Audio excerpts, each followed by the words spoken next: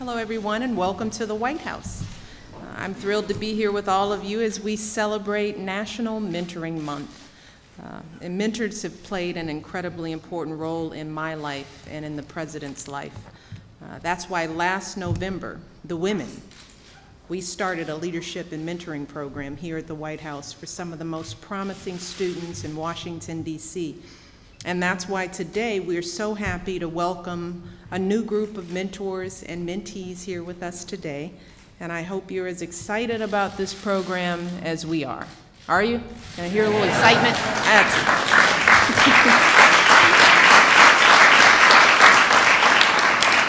I want to start by thanking everyone for joining us today from all across the country, both the old folks and the young folks. And some of the young people here have been with their mentors for a while now, I understand, and some of you are meeting your mentors for the first time today.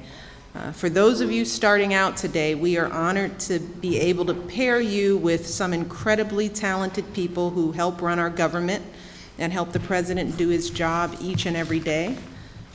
All of your mentors are taking time out of their busy schedules, and they are busy these days because they want to hear from you.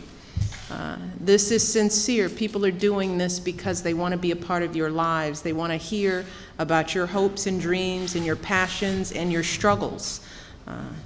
They are here because they believe in your potential. And they want to share some of the lessons that they've learned along the way. Because even though they might look a little old, remember that these men were standing in your shoes not too long ago. These are the kind of relationships we've been building with our young women over the past few months, and the Leadership Mentoring Program is one of the most exciting programs, and I'm so proud of the work that we've done. And with our young girls over these past few months, we've studied the history and protocol that go into hosting a state dinner. They were with us during the first state dinner. We've gotten a behind-the-scenes look at events here at the White House and around D.C. Many of them have accompanied me in my motorcade, and they've spent time with me at events. We've done our own share of service. We packed bags of food for folks in need. And we've learned a lot about the do's and don'ts of applying for a job and starting a career, because we want this experience to be very practical for the young girls as well. And we've had a lot of fun so far, and we've gotten to do much more than we've thought. It's been just a terrific time.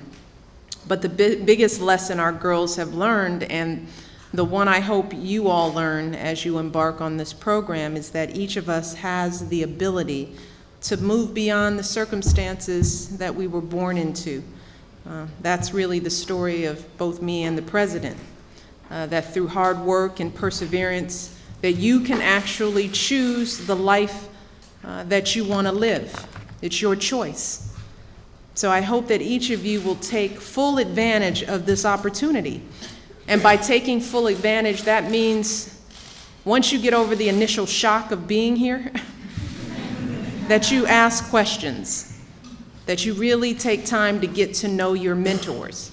Don't wait for them to ask you. Find out every single thing about them, their families, their education, their challenges, their struggles. Get to know them, and also in the process realize your own potential. The only thing that we ask in return, and we said this to the girls, is that when this is all over, that you give back, that you do the same for someone else. That's the only thing we ask of you. Because the beauty of being a mentor is that anyone can do it at any age.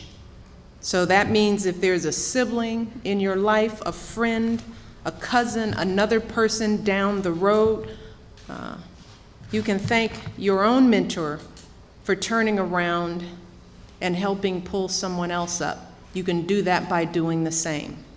Think about that right now, not just today, but in every aspect of your life. That's a commitment that both the President and I have made, that no matter how far we climb, we're always looking back to figure out who we can pull up along the way. And it's never too soon for each of you.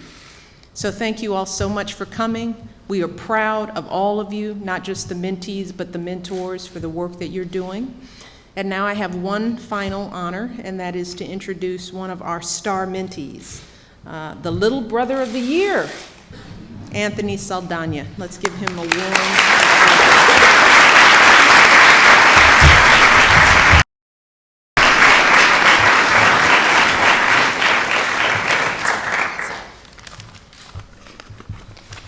Being a part of Big Brothers Big Sisters has been one of the best experiences of my life.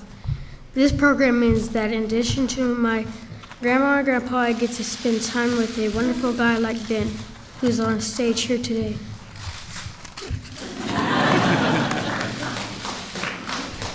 I'm so glad that President Obama supports mentoring programs so that more kids like me can have a mentor. So I'm honored to introduce the President of the United States, Barack Obama, a strong supporter of mentoring and a role model for lots of young people like me.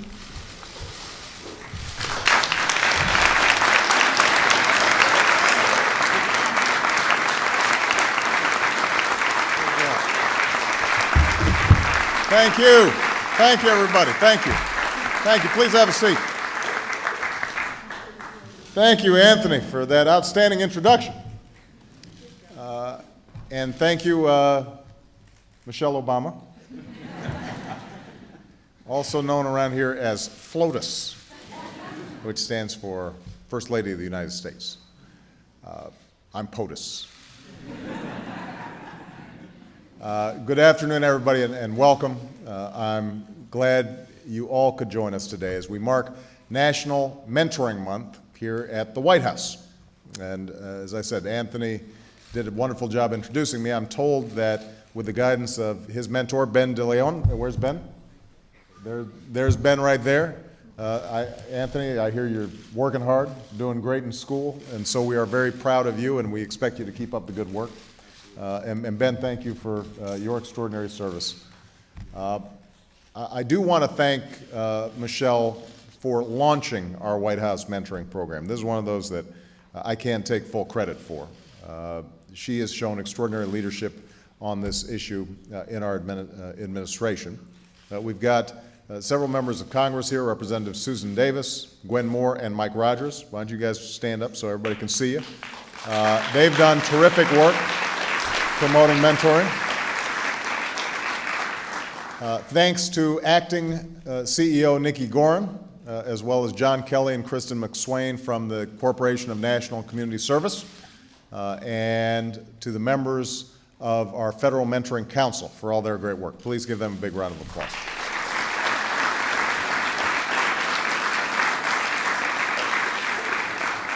And I want to recognize all the mentors who are here, including the people who are up on stage with their mentees, for their encouragement, their inspiration, the example they're providing to young people all across this country.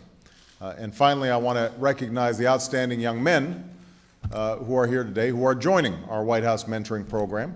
It's going to be a program that matches them up with caring adults from our staff here at the White House. And I had a chance to meet them earlier. They're wonderful young men, although one of them started talking trash about basketball already. I mean, it didn't take but 5 minutes before he was explaining how he was going to rain down jumpers on me. Now, to all those young men, you were chosen because of the promise that you've shown, because of your willingness to work, your eagerness to learn, your determination to succeed. And all of you deserve enormous credit for that. It's not easy being a young person these days. You know, fewer young people are growing up in homes with two parents. I'm one of those people who didn't grow up with two parents in a household. Parents are working longer hours, and they've got less time to spend with their kids. And many young people don't have the advantage of living in those tight-knit neighborhoods that many of us who are older grew up in, where people looked out for each other and for each other's children. We've also seen a rise of a popular culture that doesn't exactly celebrate diligence and self-discipline, but instead sends a message that you can be rich and famous without doing any work, that your ticket to success is only through rapping or basketball or being a reality TV star. And many young people don't have anyone in their lives to counteract that message, to tell them that gratification that comes instantaneously usually disappears just as quickly. and that real success in life comes from commitment and persistence, effort, hard work.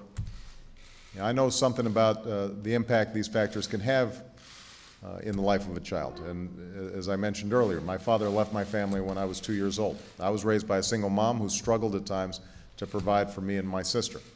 And while I was lucky to have loving grandparents who poured everything they had into helping my mother take care of us, I still felt the weight of my father's absence throughout my childhood. So I wasn't always focused in school the way I should have been. I did some things I'm not proud of. I got in more trouble than I should have. Without a bunch of second chances and a whole lot of luck, my life could have taken easily a turn for the worse. But many kids today aren't as lucky. They've got a much smaller margin for error. A generation or two ago, if you didn't finish school or if you only had a high school diploma, you could still make a pretty decent living. That's usually not the case today. More than ever, success in life depends on success in school. And young people who start down the wrong path and don't have anybody to steer them straight aren't just consigning themselves to a life of financial hardship, they're consigning all of us to an economy that's less competitive and a nation that doesn't fulfill its promise. That's why mentoring is so important. We know the difference a responsible, caring adult can make in a child's life. Buck them up when they're discouraged. Provide tough love when they veer off track. Being that person in their lives who doesn't want to let them down and that they don't want to let down, and refusing to give up on them, even when they want to give up on themselves. Now, studies have shown that young people in mentoring relationships get better grades in school, they're less likely to drink, they're less likely to do drugs. And you ask any successful person how they got to where they are today, chances are they'll tell you about a mentor they had somewhere along the way. The great poet and author, Maya Angelou, didn't discover poetry until her mentor took her to the tiny library at her school and challenged her to read every book in the room. Co-founder and CEO of Apple, Steve Jobs, was an incorrigible troublemaker until his fourth grade teacher took him under her wing and convinced him to focus on math instead of mischief. That turned out pretty well. Ray Charles first discovered his gift for music when, at the age of 3, his next-door neighbor taught him how to play the piano. And it was the enthusiasm of her mentor, Dr. Elizabeth Blackburn, that drew Carol Greider to the groundbreaking work in genetics that would win both of them the Nobel Prize for Medicine. So there's no doubt about the value of mentoring, and there's no doubt about the tremendous need for mentors in this country, with at least 15 million young people in need of a mentor. What we need now is for committed adults to step forward and help us meet that need. Now, I understand times are tough, and I know people are busy, and so sometimes people think, well, I'd like to do it, but I'm not sure I can make the commitment. Here's the thing people need to understand. It doesn't take much to make a big difference. A couple of hours a week, shooting hoops, helping with homework, talking about what's going on in their lives can make a big, lasting impact in the life of a young person. And as the folks up here on stage will tell you, the mentor usually gets as much or more out of it than the mentee. So I'm pleased that nonprofit organizations like Big Brothers Big Sisters are stepping up, expanding their efforts to connect children of deployed service members to mentors who are often veterans themselves. Corporations are stepping up as well. Viacom, for example, is working with a national nonprofit called Mentor to provide flex time to employees who sign up to be mentors and to produce educational materials for mentoring organizations across the country.